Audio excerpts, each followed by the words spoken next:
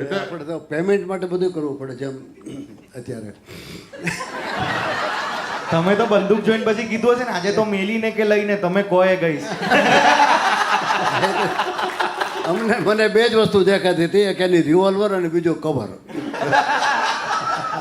તો મેં કીધું આપને શું સાંભળો એ કે આ બાઈ બોલે ક્યાંક મોર ક્યાંક બોલે છે ને ક્યાં બેહીને મોર બોલે. મેં કીધું ટોટલે બેઠો આ એ જે હોય.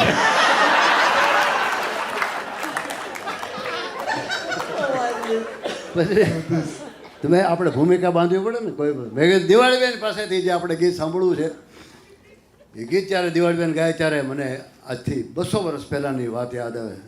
ત્યાંથી ઊભો એ ભાઈ તને કેટલા વર્ષ થયા?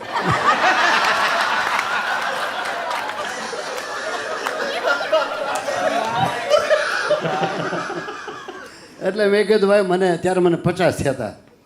મેં કીધું 50 થયા. ત્યાં ઓડિયન્સને કે ખોટી નો થાય એટલે આને પોતાને 50 થયા છે અને 200 વર્ષ પહેલાંની વાત કરે છે.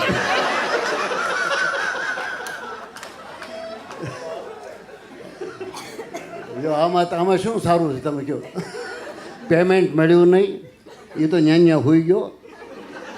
અમે ખરેખર ટેક્સી લીધા વગર ગયા હતા અને સવારે હું ને દિવાળીબેન ને બધા ઓલા કરગઠિયા વીણતા હતા. શિયાળો હતો એટલે એક જણ બીડી પીતો મેં કીધું બાકસ તો આપો થોડી તાપીએ. અને સવારે 6 વાગે બસ મળે. એટલે આ કેટલા વર્ષ પહેલાની વાત? 30? અત્યારે મને 75 થયા. એટલે 25.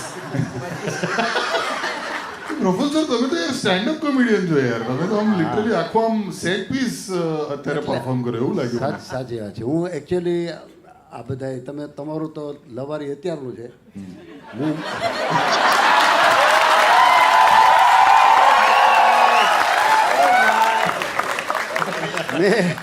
મેં 1974માં લવારી ચાલુ કરી.